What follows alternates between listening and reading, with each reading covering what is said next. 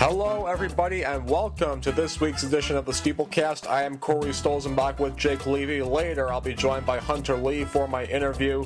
And Jake, just last week, we were talking up just how good the SteepleCats offense was. They had scored 20 runs in a combined 2 games. And since then, even though they won, they swept a doubleheader at Ocean State on Tuesday. They went 27 innings without scoring. They had dropped 4 games in a row. Tuesday was the first time in 8 days they even held a lead. Their bats went really cold. Now they're in 4th place. They're just above the Sanford Mainers. What a difference a week makes, right, Jake? Yeah, what a difference facing some really tough pitching.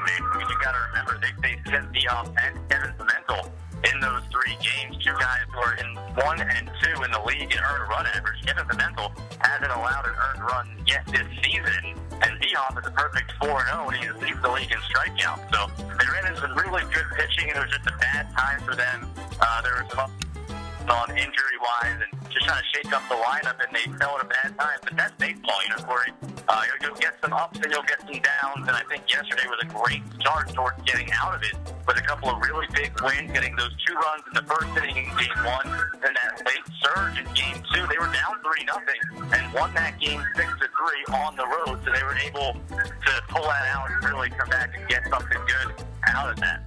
Oh, certainly, definitely. And Game 2 was their coming out party, no doubt. But, Jake, if you want to win games this league, you're going to have to go against good pitchers. You're going to have to beat them, won't you?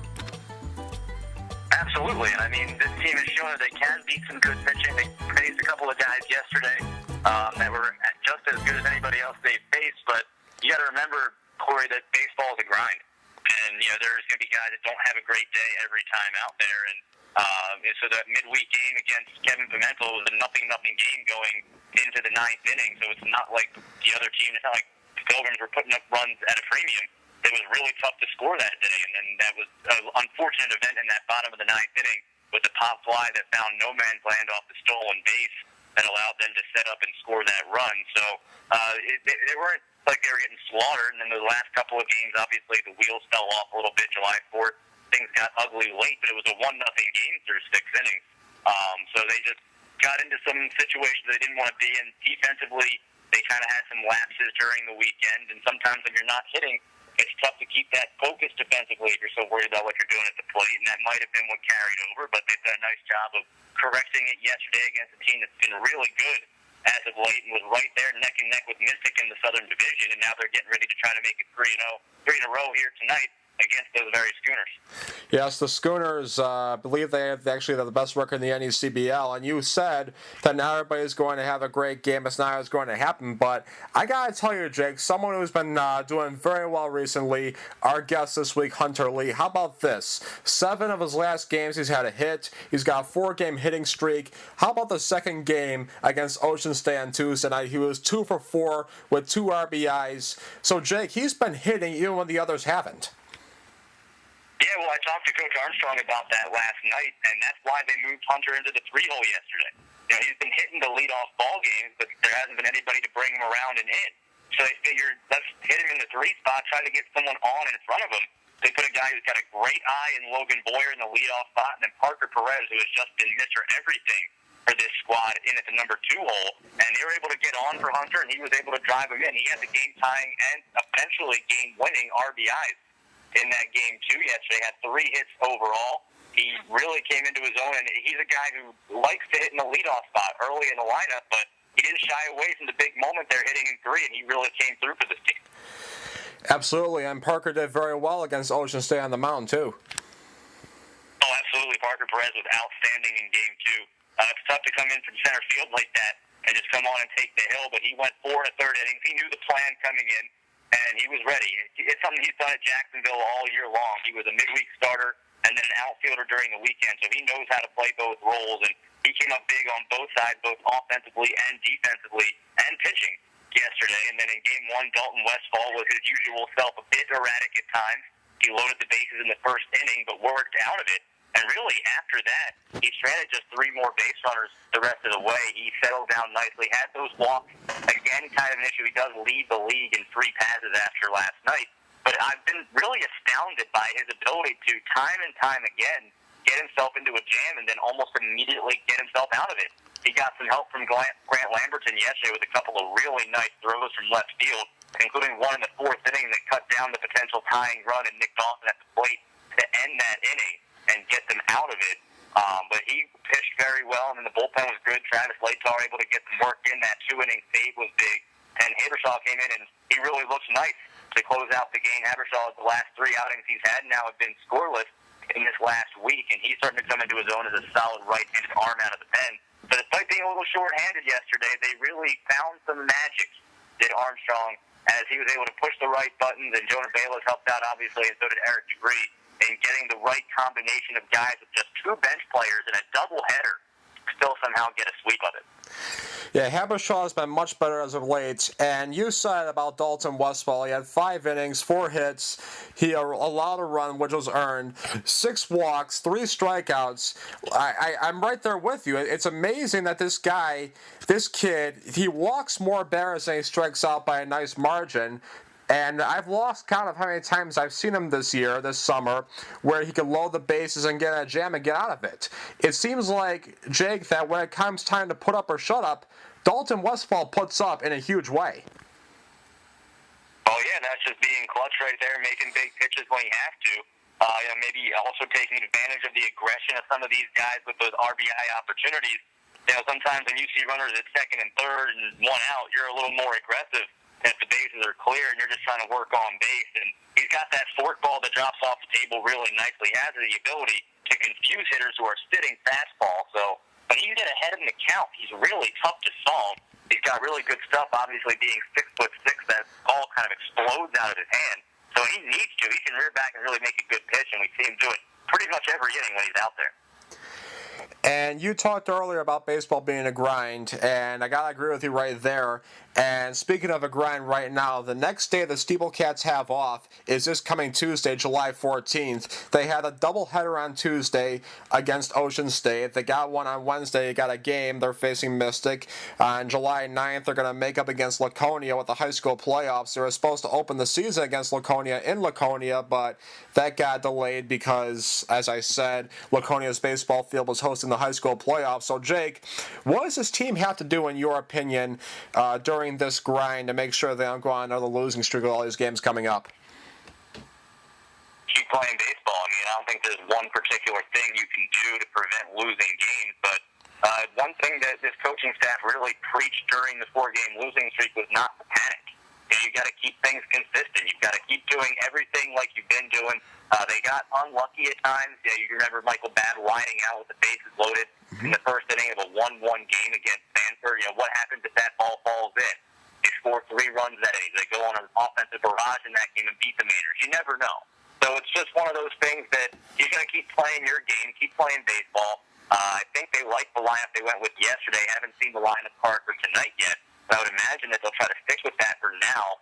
And try to get some of these other guys who maybe aren't healthy yet back and ready. Unfortunately, Chris Bonacci had to leave as he was shut down for the year. So it's just trying to get different guys back and trying to find more guys to give a break every now and again. Because remember, these guys, a lot of them started playing baseball this season competitively in February. And now you're here in the middle of July, so 5 months later, and still playing competitive baseball without much downtime for a lot of these guys who went to conference and regional tournaments. So it's big to just kind of try to give these guys an off day when you can and keep playing baseball and just keep getting through it. This is what these guys love to do. Certainly is. It's a tight race in the Northern Division. They're 13-12. The NACBL summer is flying by. And Jake Levy had to thank you, and we're going to be taking a break. Coming up, my interview with Hunter Lee. You are listening to the SteepleCast.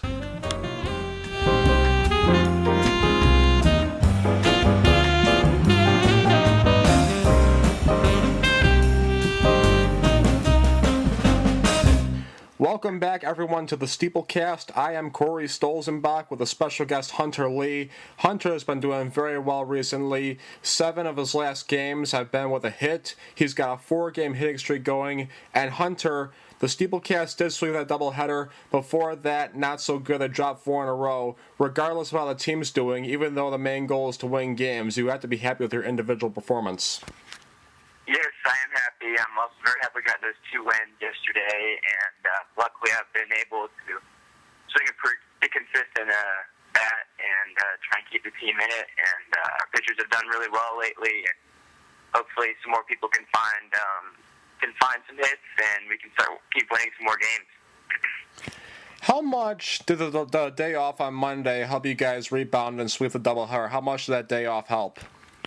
Oh, I think it was huge because Ocean State had just played a 15-inning game, and they definitely seemed a little tired yesterday, and we were fresh and we were ready, and I think that played a huge factor into both our wins. And talking about days off, your next day off is July 14th, so there's going to be a lot of grind there, a lot of games playing. So what's the key to avoiding that grind that is going to have you guys lose games again? How do you guys get away from that grind, and how do you endure it to make sure you don't lose games, you don't go on a losing streak again?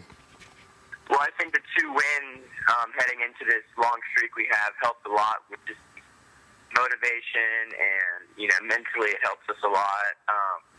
I think we're also getting a couple more players to add to the team, which will help offensively to give us some guys some breaks. And right now we're going in confident, and hopefully we come out on top this week. In what ways were the SteepleCats, who took 2 from Ocean State, different from those who lost 4 in a row? We just came out with a lot of energy. Everybody did their part. We were worried about what everybody else was doing, and we controlled, which Coach Armstrong always talks about. And we didn't let the umpires or their team get to us. We just did our jobs, and when everybody does that, you normally come out on top. See, what I find impressive, Hunter, is that the whole team was pretty much in a slump, and there were times they went 27 innings without scoring runs.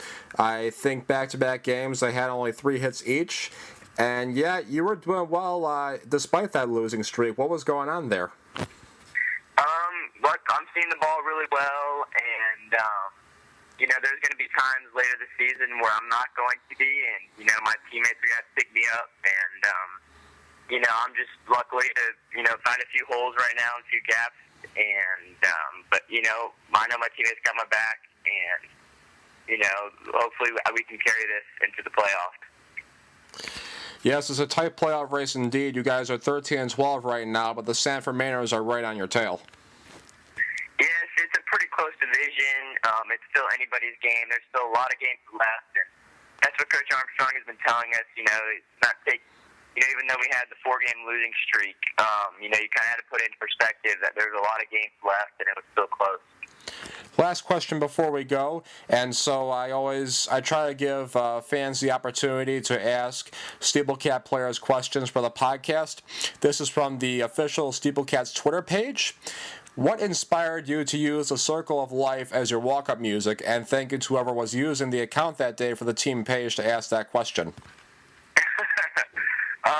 That's a good question. Actually, I had it in high school, and it was a huge hit, and everybody loved it. So I figured, I would try it here, and since it's a pretty popular song, and everybody knows, the beat or whatever, and looks like it has been a huge hit, and, I like it, and I hope everybody else likes it.